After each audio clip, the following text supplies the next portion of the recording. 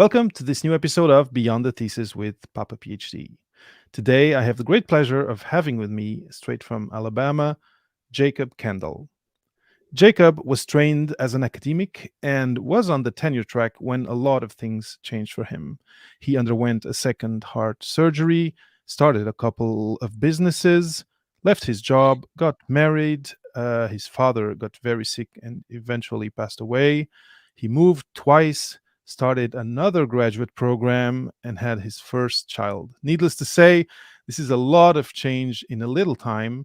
And this has led Jacob to reflect upon this question of expected and unexpected transitions in life, and to start helping people going through this, like you say it, Jacob, pesky midlife transitions. So, Jacob, I'm super happy to have you here on Beyond the Thesis with Papa PhD. Thanks for having accepted my invitation and for being here today to spend this time with me and to talk about what you went through and to share some of your insights from all those experiences. Absolutely. I appreciate you having me on. So, Jacob just mentioned that you were on the tenure track when different things started to pile up and happening and having you kind of buffeted left and right and trying to move on with your life with a few incidents that weren't planned, and that some of them were expectable, but you then had to deal with all of that. But before we go how into what happened after the tenure track, because we're on Beyond the Thesis, can you talk a little bit about this moment where you were in tenure track, and maybe talk about what your journey was academically up to that point, and then go into what happened? Yeah, for sure. First of all, let me say I am battling a respiratory thing, and I occasionally cough and my voice might crack. Um, That's I'll try no to mute it problem at if all. I And I if I will feel edit all comfortable. I will edit Oh, all of okay. that out for the podcast after. Don't worry at all about that. It's fine. So, what I was going to say, well, what I was asking you was, did you lose me? Okay, feels like we're having. There was I'm back now. There was a lag there. Okay, good, good. But we're back.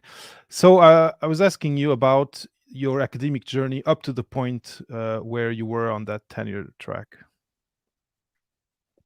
Yeah, it's really interesting. I was in a dual MSW MPH program, and both focused on international health and development. I was really interested in working in developing countries, especially sub-Saharan Africa. And I expected to do the typical thing after, you get in the Master of Public Health and International Health and Development. That's what I did, is go and working in a development setting for a while and then get my PhD later. But while I was at Tulane, Tulane started this interdisciplinary PhD program in aging. It's called Interdisciplinary Aging Studies. That's a lot of syllables. That's pretty much just gerontology. So that's what I typically say. And so I went ahead and just jumped straight into that directly from the master's program. Okay. I ended up doing my research on aging in Malawi. So I still got to focus on sub-Saharan Africa. But already here we can see the planned path changing a bit.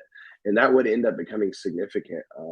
Not getting that professional experience, especially significant in terms of social work. I'll get to that here in a moment. But the PhD program was it was truly interdisciplinary. So I don't really consider myself a disciplinarian. Uh, can you okay? Go ahead. But rather a like we learned about aging from the perspective of genetics and everything at the microscopic level. Can you still hear me? Yes, I can hear you. Yes.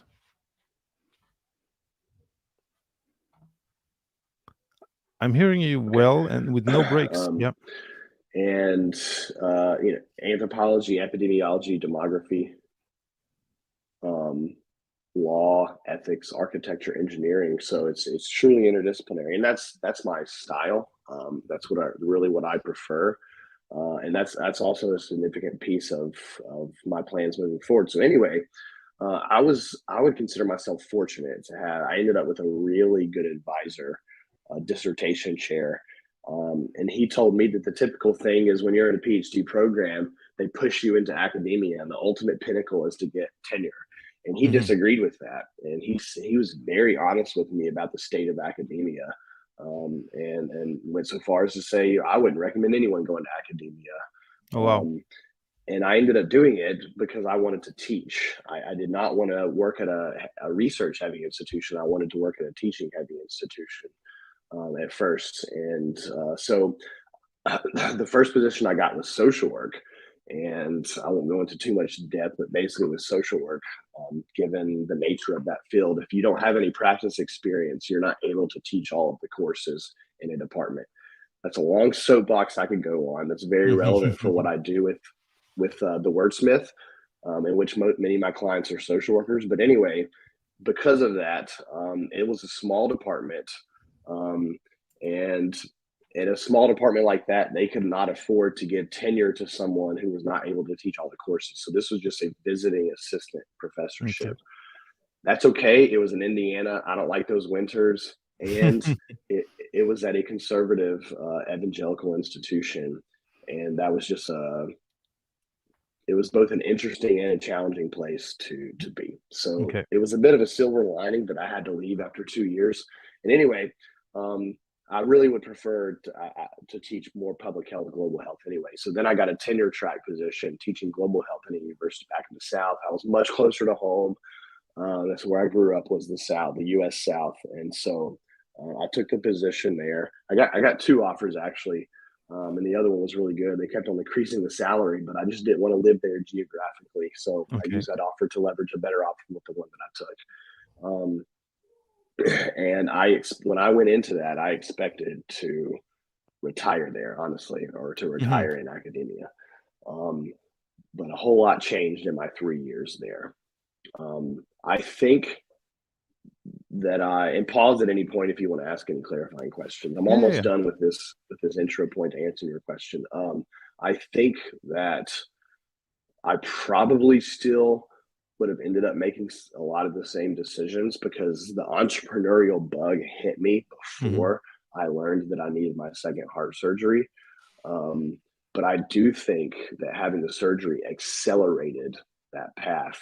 When I had my second surgery, I don't mind sharing. It's chronic disease is one of the topics that I am wanting to help folks with and speak on um, in my career and various endeavors. And so I've had my it's something that runs my mom's side of the family. I've had my aortic valve replaced twice. You can only have that so many times, Oh wow. and that was in my early 30s. And so I'm like, wow, this is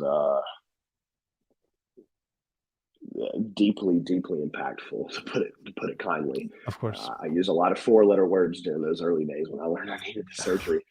Um, and so the way that I typically word it is, you tend to make decisions about your life a little bit differently.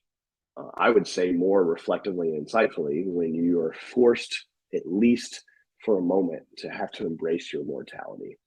Hmm. And that's what I felt like I was doing. I'm like, I only have one life to live, and there's still a really good chance I'm going to have a long life ahead of me. But um, I, there's some things that I want to try some other things. I want to Yeah. make sure that I get to the end of life and don't have regrets. And I used to think that tenure was liberating because of the job security.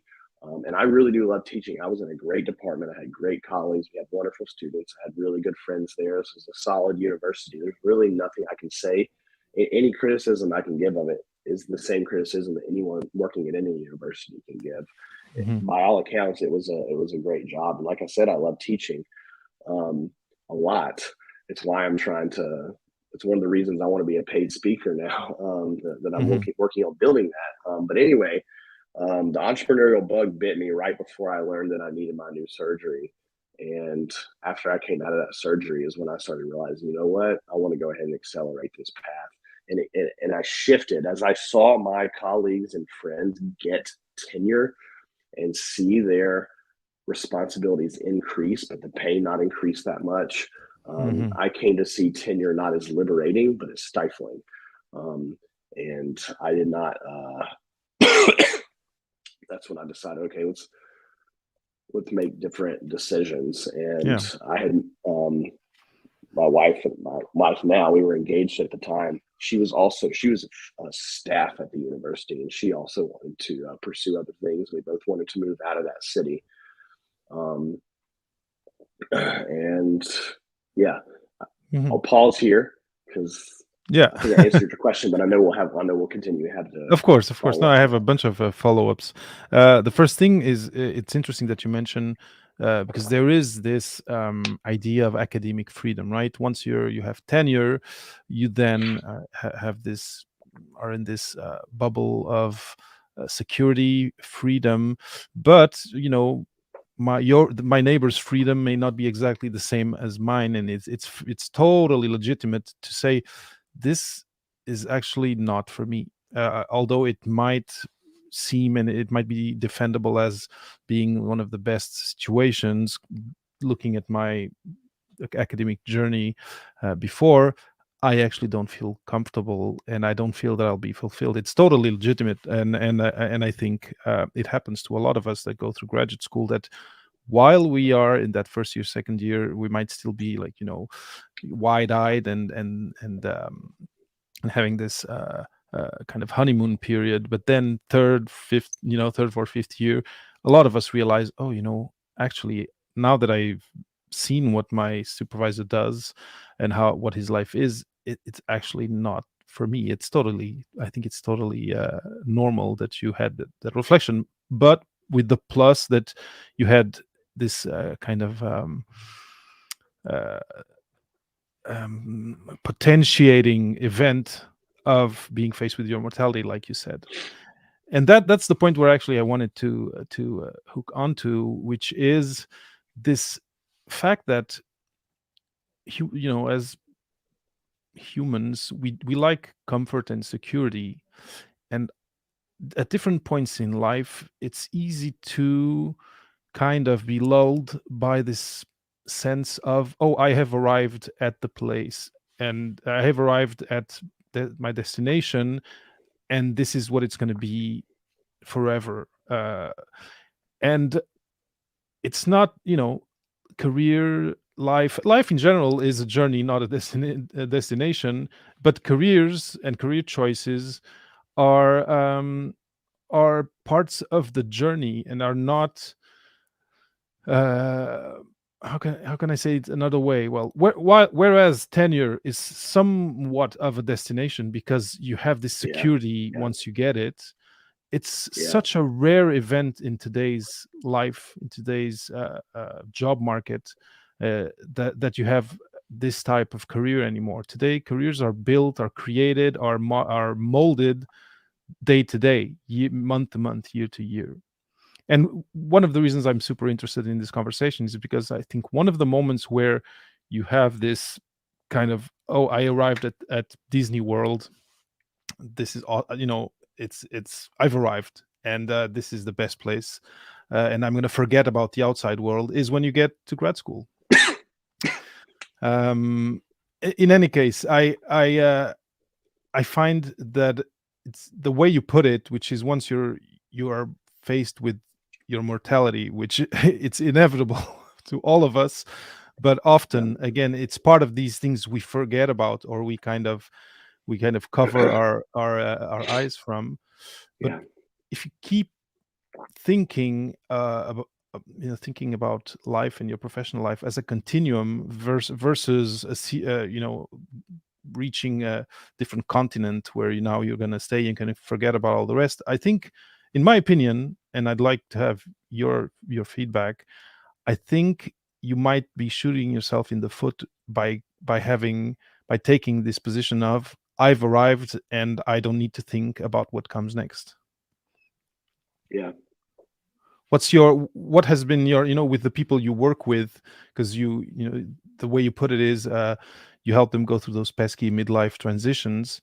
What's often like aha moments that they have working with you about this idea of, you need to think about what comes after, even though you're having a lot of fun and pleasure with what's happening now? Yeah. Well, to step away from professional factors, I think that they all intersect with one another. Yes. Being a gerontologist, the one that comes to mind in answering a question like that is dealing not only with your own aging, and I usually I take the perspective of aging that your aging begins when you're born. I take a life it's a life a lifespan view of aging, right? And like I've traveled all over the world.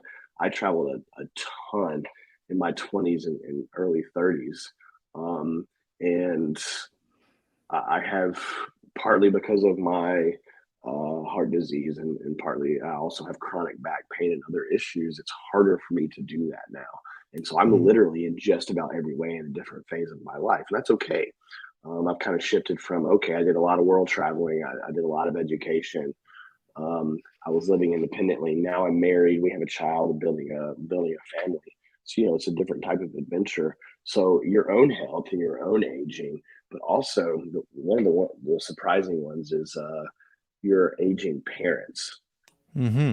is often an aha moment, and that's within a few months, within 2 months of my wife and I getting married is when my dad got sick, and we were going to move to North Carolina, um, and we dropped those plans and moved to Alabama to help my mom with that. And my wife and I, um, and it was a lot, because my dad was totally debilitated, and he had been the one to handle all the finances, and it was a lot of work to help my mom work everything out. And he was like that for several months. So we had to deal with getting him care and all of these things. My wife and I joked like, man, we should like start a coaching business where we coach people on how to handle all these things that come up early in your marriage, because we've had to Hmm. do it.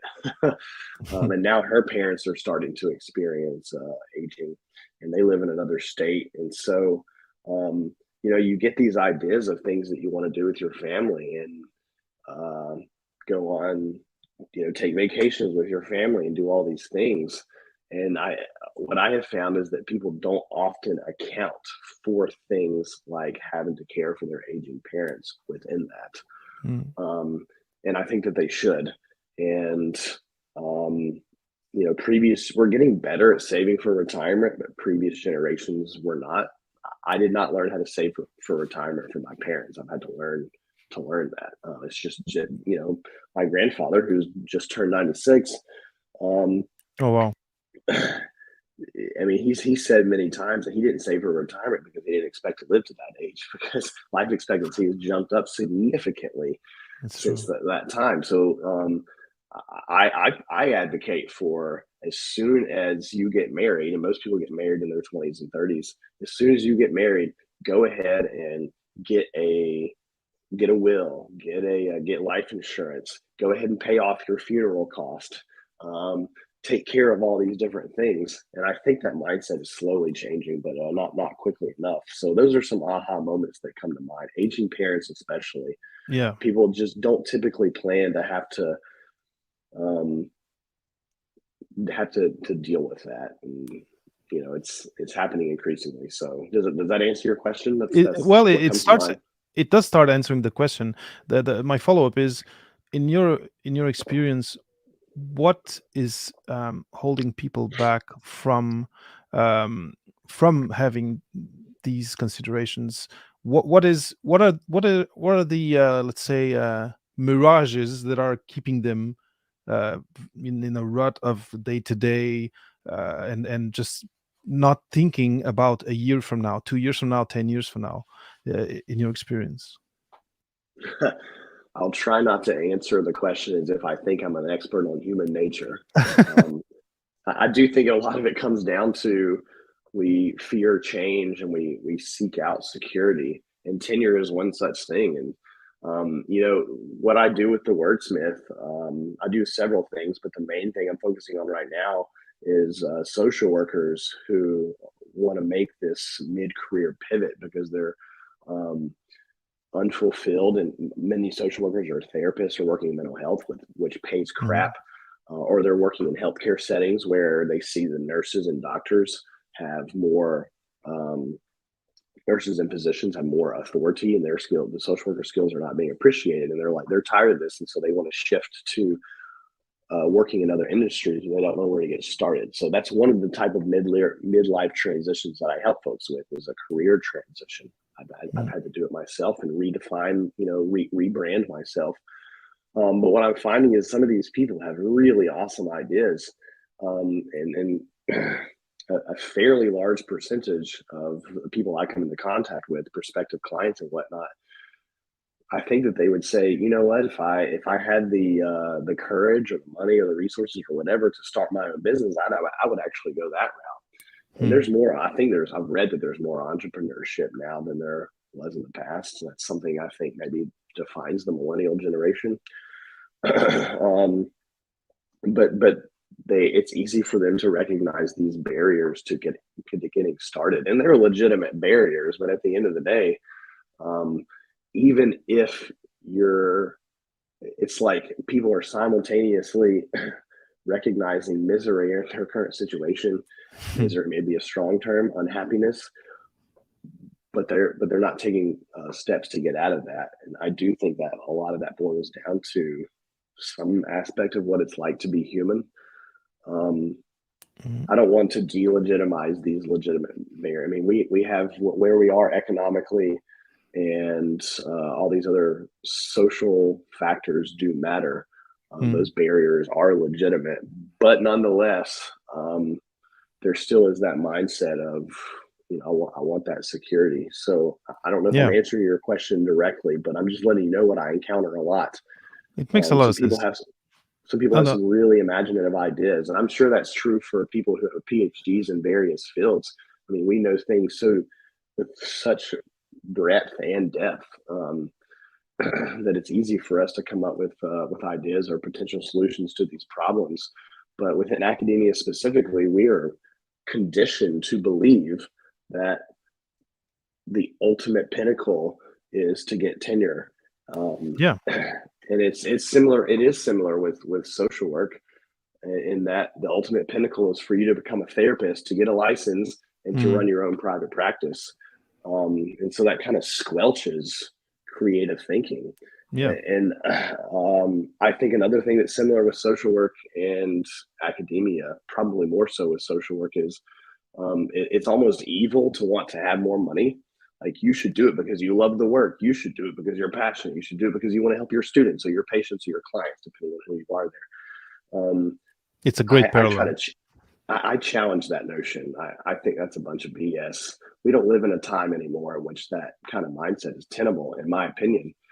Um, it's just really interesting to me that a lot of my friends and colleagues seemed surprised when I told them I was leaving academia, even though while they're telling me that, they're stressed out of their ass, leading their department and attending meetings and not getting done with grading.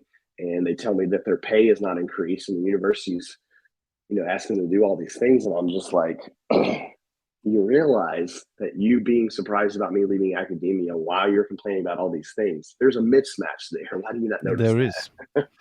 There is a huge mismatch, and my gosh, I have so many avenues I can follow after all you've said. And let me try to choose one, because there's so many, so many good points that I can hook onto. Well, you just mentioned this thing about the culture around being paid well. Yeah. And there is an ancestral culture of, you are a graduate student, even you're a postdoc, you are still kind of a trainee. You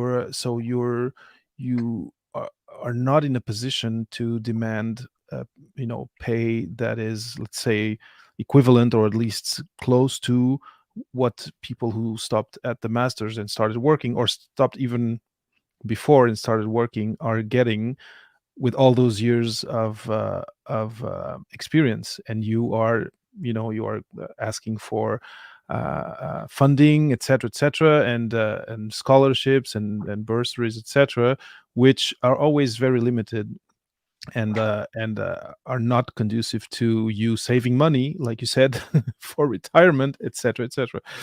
So this is a very interesting point, but um, the the the avenue I kind of wanted to follow is the one of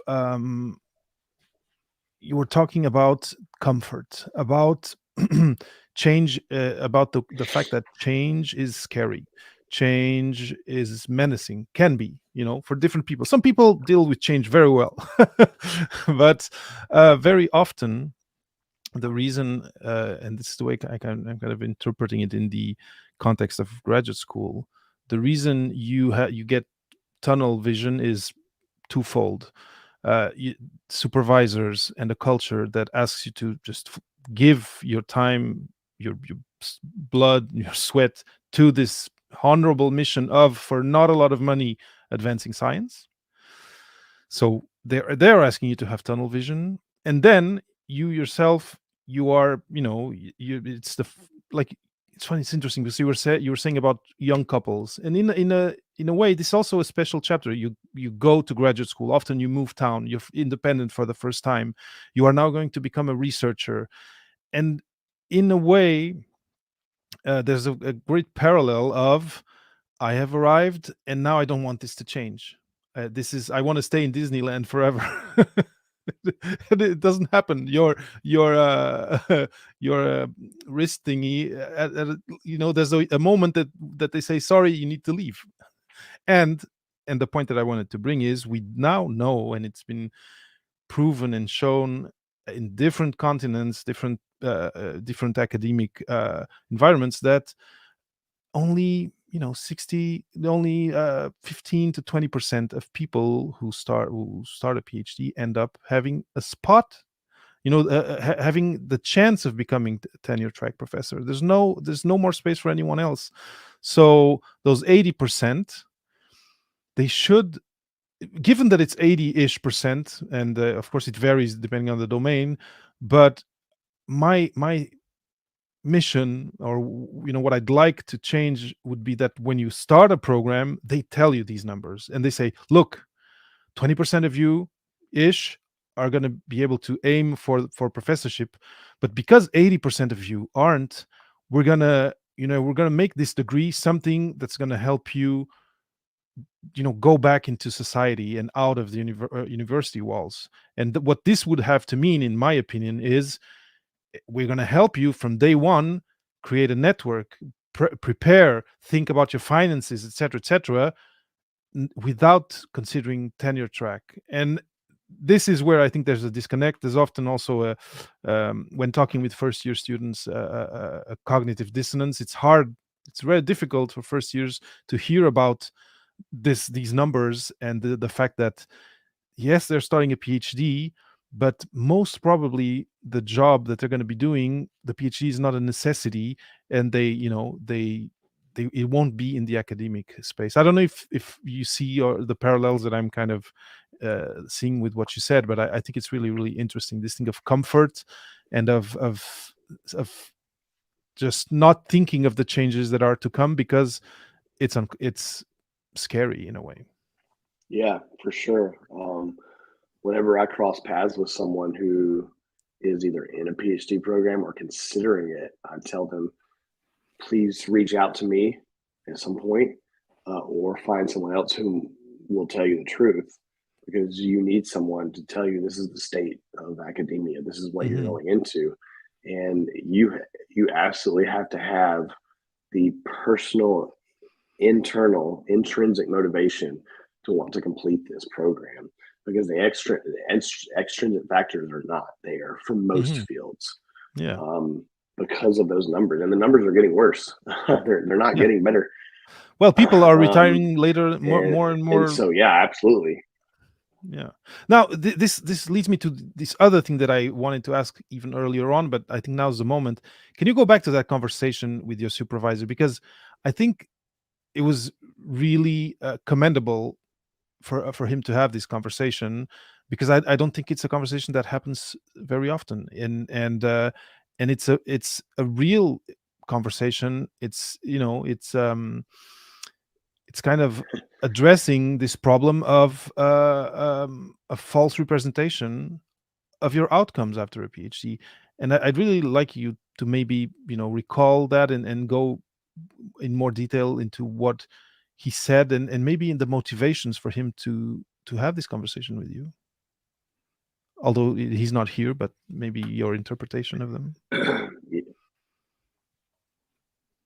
Yeah, for sure. I'll take any opportunity to offer commendations to him. He was a great advisor all around, and I was fortunate because I didn't know the importance of finding a good advisor or how to do so before I ended up being connected with him. He was the only person at the university with whom I could have or the best person with whom I could have studied aging in Africa. So I was very, very fortunate. But another thing that I would want to advise people on with if they're going into a PhD program is the importance of finding a good advisor. It's really, really important. So anyway, I'm laughing. He told me the first time he told me about the honest state of academia, we were in his car. We had to go to a meeting off campus. And looking back, I don't know if I detected this at the time, but looking back, I'm wondering is like, would he be willing to say this if we were meeting in his office? That's a good point. and he also told me that when he was going through graduate school, that was the mindset that you should want to go to. Not and even it was even stricter with him because he told me, if I want to do teaching, if I want to do a community college, whatever, there's nothing wrong with any of that. But he went through a system where the expectation was you work at a research institution and you publish, it's the publisher pairs mindset, and that's what your identity should be, and to want anything else is blasphemy. And he disagreed with that mindset, and I was just really, really glad to have his support along the way. And I reached back out to him after I had already left academia, and I told him that someone that we both know, had told me, and this person is a long-standing faculty, close to retirement at a very elite institution. And this person, they told me, like, hey, you might want to consider this option of leaving academia very, very seriously, especially when it comes because of your dissertation chair. Like, all these people invested so much time and energy into training you to be a PhD student, and PhD advisors don't get paid more to do that. And again, she knows my PhD advisor, and so she said that person's by name, and like you should talk to him, and just really think about this. And I did not internally respond very well to that conversation because it was I didn't ask for advice. Okay. And it was clearly that older traditional mindset. So I did reach back out to him and I said, hey, others have told me that, you have made this investment in me, and maybe I shouldn't take the decision to leave academia so lightly. And he straight up said, I would not advise anyone to go into academia. Wow. And he still is working in academia saying that. So it was just further affirmation of all that he had told me previously. Yeah. Did I answer your question? If there's an unaddressed point, let me know and I can. No. It's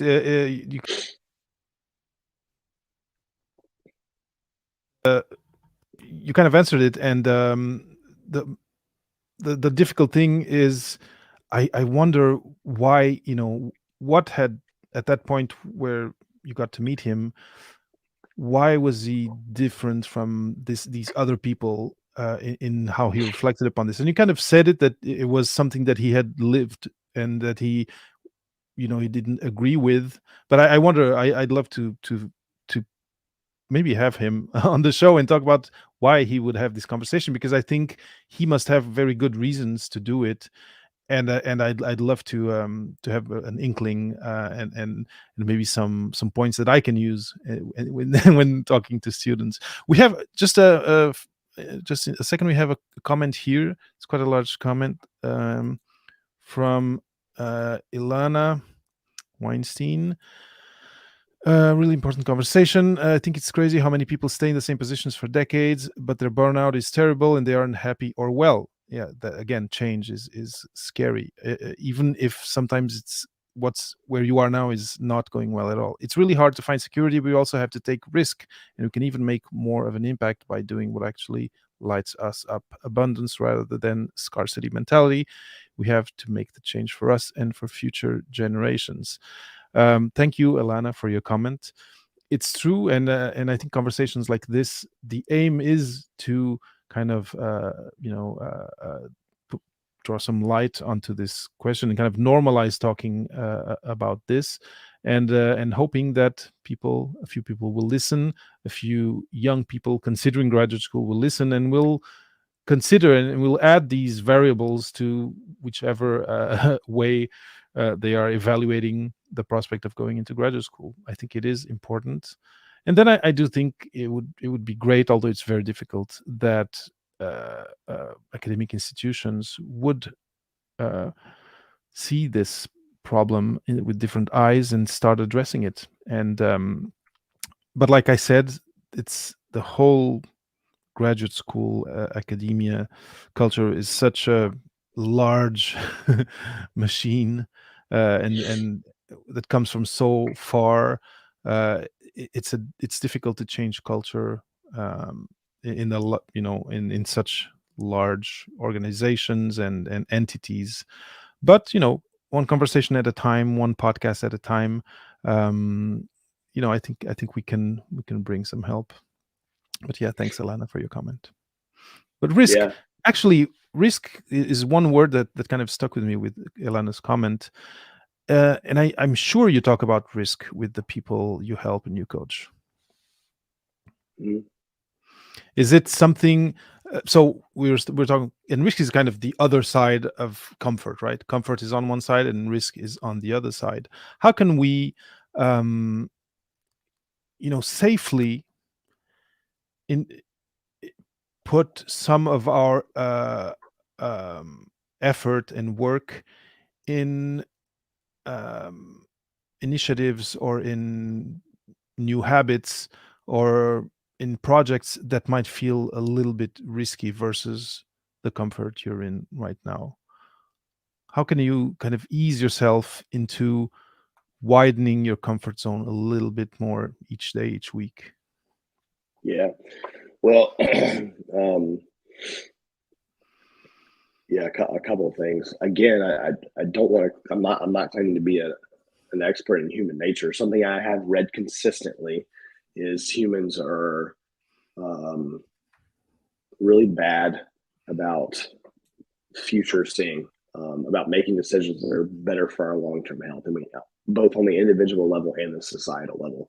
I think that is a factor. But for me, um, when it came down to it, and I started thinking about what is it going to look like 10, 20 years from now, I knew exactly what my salary would be within $5,000 to $10,000, and I thought that I could Hmm. do better than that by pursuing other things. And the path that I pursued is small business ownership and entrepreneurial thing. Even if I went after industry jobs, I think I can do better than that. The numbers are there; they speak for themselves. So I definitely long term thinking. Um, I often ask myself, 10 years from now, 20 years from now, 30 years from now, am I going to regret staying in this job, or am I going to regret not trying some other option that I really want to try? Mm. And I think that the answer becomes a lot different and a lot clearer when you think about that. So that was a big factor for me. Now, I do want to say um, that I cannot deny the impact that my own health situation, the fact that I had that second surgery, has had on me. And I do Hmm. think that that was a catalyst. And I think I talk to other people who have these same issues, and they're like, yeah, those things are definitely catalysts. You make different decisions when you're kind of pushed up against a wall. And it also It helps a lot that I have a spouse who has a good job, and there's some space for me to take some time to build my businesses. They're not where they are, but where we need them to be. Um, and I know that I meet up with prospective clients or just friends, giving them insights. And if they don't have that same kind of situation, then that can be an actual barrier. That what risk means to different people, it Mhm. is different. And so I tried to take that into account. But I think just realizing that we're not good at long term thinking, if you just acknowledge that, then that's a huge step toward realizing, oh, there's a different kind of thinking I can apply to this. Because I think, in my opinion, for most people, if you ask yourself the question, um, would I regret not trying this thing, this new idea that I have, or would I regret leaving this job, then it's I think most people would say that they regret not taking Mhm. the risk. I saw an interesting LinkedIn post, and if I remember that person's name, I need to go back and see. Um, but she posted, it was in the past couple of days, like this recent. If you frame the question of, do you want to leave your job? And people are going to think of, no, it's too risky to leave my job. But if you reframe it as, she specifically said, instead ask yourself, if you knew everything about what you know about your job now before you applied, would you apply for it? And the answer, and she was talking about faculty positions Okay. specifically. You may have seen this, I don't know. And she said the answer then is no, I would not apply. And Yeah. I think if you reframe questions like that, you're going to find Mhm. that you get different answers. So I would just encourage people to think about these different ways that you can ask yourself these questions, right? If you knew Yeah. everything about your faculty job right now, everything, you can't possibly Mhm. know everything when you're applying for it, right? But just hypothetically, if you knew everything you now know about it, would you apply for that position? I think a lot of people would answer no. I love this, and it kind of brings me to the Marvel universe, like, and or to the X-Men. If you're able to be Doctor Xavier and have, but the thing is, you Yeah, don't. You're just human. You don't have psychic I know. powers. Let's before and I really have something interesting I want to bring with this. But before we do, I want you to share if people want to reach out to you to learn about what you do, or they are in this transition, in this midlife transition, and they want to talk about it with you, what's the best place to reach you? So LinkedIn for sure. I know you have the scrolling link there at the bottom. Jacob Evans Kendall. You'll be able to find me there. I have a website for my career coaching. Hmm. That's thewordsmith.us. I call it the wordsmith because I happen to be it's a natural skill, I guess, of writing the very precise language that's required for a resume and cover letter. So I Hmm. developed my career coaching around that. Those are the best place to reach me right now. I'm in the process of building a website for, I want to speak on chronic disease and aging and these other transitions. Hmm. Um, Jacob Evans Kendall at gmail.com is just my general Okay. email address. So those are a few different ways, and I'm happy to send you any of those, Mm. for you to post if I need to. Excellent. So now I'm going to try and kind of recap I learned today while talking with you, and then kind of bring it all together with this thing about the fact that we cannot be psychics, and we cannot visit multiverse. We are on Earth and we have our brains, but one of the things that has stuck with me, with what you said, is as humans, we have some patterns of uh, thought. One of them is being not very well suited to for long term envisioning of or making plans, over 5-10 years. It's very difficult for us to make decisions and think of effects of decisions we take at such a long time span. This is of course very pertinent to new graduate students, because they are embarking in a 5-6, depending, 7 year. In the UK, in Europe, sometimes it can be shorter, but still it's a big chunk of life. So being conscious of this limitation we have is important and is a good first step to start, you know, taking on some habits, or going on some starting some exercises that kind of help us compensate this uneasiness that we have of long-term thought and planning. That's a first very, very important one. Be conscious of that, and then try to do things that help you somehow compensate for this. The other thing is the kind of blindfold of comfort. You can be lulled into this situation and sensation of comfort, and then wake up 5 years later, and not having prepared for a transition that is there at the end of a PhD. There's a transition, be it to a postdoc, to tenure track right away, depending, or mostly outside academia, outside research. And I really, really feel sad each time I hear a student saying, I'm just started, I've just defended and I just started preparing in the 6 months prior. It's such a lost opportunity. um and then where I kind of want to bring it all together with a solution, and I'd like to maybe for you to have a final word about this idea that I'm bringing, is, although we cannot time travel, we don't have Dr. Xavier's powers of, of exploring multiverses with our mind.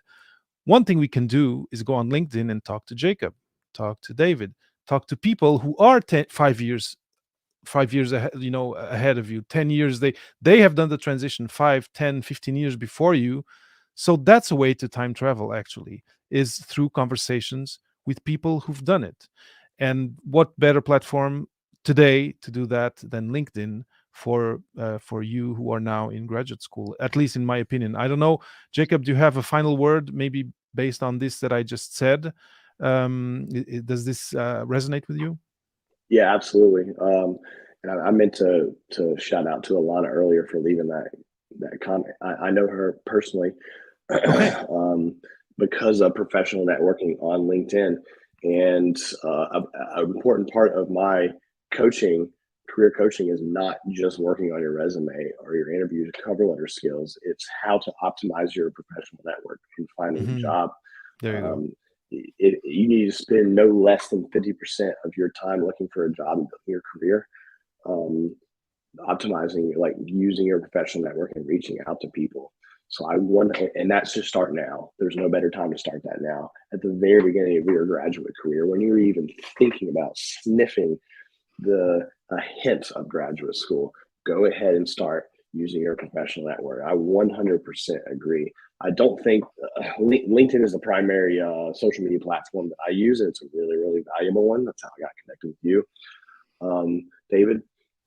But there are, you can find these communities. I'm a part of a group on Facebook that is about postdocs who have, or people who are thinking about being postdocs. Okay. And so there are other communities. Join these communities, contact these people, and Yeah. be willing to receive what they have to tell you. Be willing to receive that, and you may get things. There's this idealistic sense of what research should be, of what academia should be, and Hmm. that's fine to have that, but you need to use that in the reality in which we live. Yes. Universities don't function in the idealistic way we want them to anymore. No. The game has changed. The game has changed, Yes. and you need to be getting different perspectives from others, about what are the best strategies for playing today's game. So I 100% echo what you said. Reach out to folks on LinkedIn, make these connections, have these conversations for sure. Yeah.